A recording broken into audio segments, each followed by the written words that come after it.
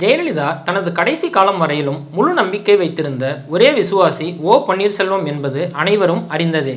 ஆனால் அதே பன்னீர்செல்வம் ஒரு காலத்தில் ஜெயலலிதாவை தோற்கடிக்க தெரு தெருவாக பிரச்சாரம் செய்தவர் என்பது பெரும்பாலானோருக்கு தெரியாது.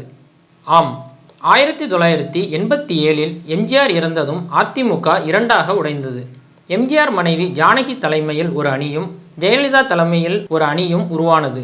இன்றைய முதல்வர் ஓ பன்னீர்செல்வம் அப்போது எம்ஜிஆர் மனைவிக்கு ஆதரவாக ஜானகி அணியில் இருந்தார். 1989இல் நடந்த சட்டமன்ற தேர்தலில் போடி தொகுதியில் போட்டியிட்ட ஜெயலலிதாவை எதிர்த்து கடுமையாக பிரச்சாரம் செய்தார்.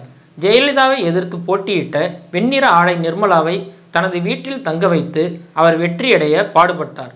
அத்தகைய பன்னீர்செல்வம் ஜெயலலிதாவின் நம்பிக்கையை பெற்று முதல்வர் ஆன கதை இதோ.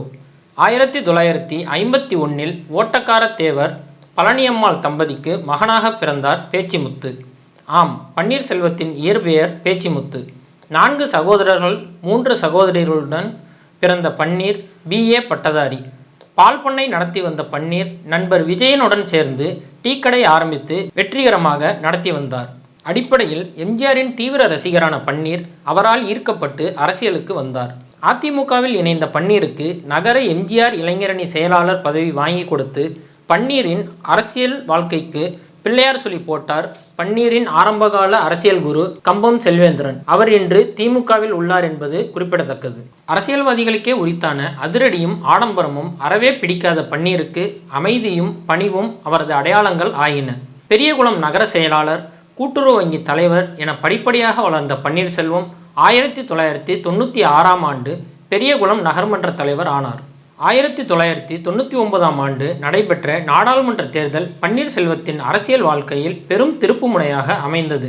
அந்த காலகட்டத்தில் போயஸ் தோட்டத்தின் செல்ல பிள்ளையாகவும் ஜெயலலிதாவின் அடுத்த வாரிசு என்றும் கருதப்பட்ட சசிகலாவின் அக்கா மகன் TTV தினகரன் பெரியகுளம் நாடாளுமன்ற தொகுதியில் MP பதவிக்கு போட்டியிட்டார். தொகுதிக்கு புதியவரான தினகரனை தனக்கு சொந்தமான வீட்டில் தங்க வைத்து அவருக்கு வேண்டிய சௌகரியங்களை எந்த குறையும் இல்லாமல் செய்து வந்தார் பன்னீர்செல்வம். தினகரனுக்காக தேர்தல் வேலைகளை பம்பரமாக சுழன்று செய்தார். அந்த தேர்தலில் தினகரன் அமோக வெற்றியடைந்து லோக்சபா MP ஆனார். பன்னீரின் பணிவும் விசுவாசமும் தினகரனை வெகுவாக கவர்ந்தது. அதற்கு பரிசாக 2001ஆம் ஆண்டு நடைபெற்ற சட்டமன்ற தேர்தலில் பன்னீர்செல்வம் போட்டியிட வாய்ப்பு கிடைத்தது. எதிர்பாராத வாய்ப்பை பயன்படுத்தி கொண்ட பன்னீர்செல்வம் வெற்றி பெற்று முதல் முறையாக MLA ஆகி பிரமிப்புடன் சட்டமன்றம் நுழைந்தார். அப்போது இன்னும் 3 மாதங்களில் நாம் முதல்வர் ஆகப் போகிறோம் என்று கனவிலும் நினைத்து பார்த்திருக்க மாட்டார் பன்னீர்செல்வம். ஆனால் அதுதான் நடந்தது. டான்சி வழக்கில் குற்றம் சாட்டப்பட்டு ஜெயலலிதா பதவி இழந்தபோது அடுத்த முதல்வராக யாருக்கு வாய்ப்பு கிடைக்கும் என்று அனைவரும் ஆவலாக எதிர்பார்த்து கொண்டிருந்தனர். அப்போது TTV தினகரனுக்கு பன்னீரின் பணிவும் விசுவாசமும் நினைவிற்கு வர சசிகலா மூலம் ஜெயலலிதாவிடம் கூறி யாருமே எதிர்பாராத வகையில் பன்னீர் முதல்வராக தேர்ந்தெடுக்கப்பட்டார். பெயருக்குத்தான் பன்னீர்செல்வம் முதல்வரே தவிர ஜெயலலிதாவே அரசை இயக்கினார். ஆனால் பன்னீர்செல்வம் இதை பற்றியெல்லாம் கவலைப்படாமல் ஜெயலலிதா கூறுவதை பக்தியுடன் செய்து வந்தார். 2002ஆம் ஆண்டு மார்ச் மாதம் மறுபடியும் ஜெயலலிதா முதல்வர் ஆனதும் பன்னீருக்கு அமைச்சர் பதவி கிடைத்தது.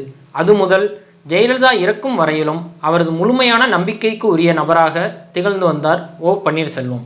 முழுமையான விசுவாசமும் பணிவும் ஒருவரை முதலமைச்சர் பதவி வரை கொண்டு சேர்க்கும் என்பதற்கு ஓ பன்னீர்செல்வம் ஓர் நிகழ்கால உதாரணம். மேலும் இது போன்ற சுவாரஸ்யமான தகவல்களை தொடர்ந்து பெற்றிட தமிழ் ட்ரெண்டிங் சேனலை சப்ஸ்கிரைப் செய்யுங்கள். தங்கள் கமெண்ட்டுகளை பதிவிடுங்கள்.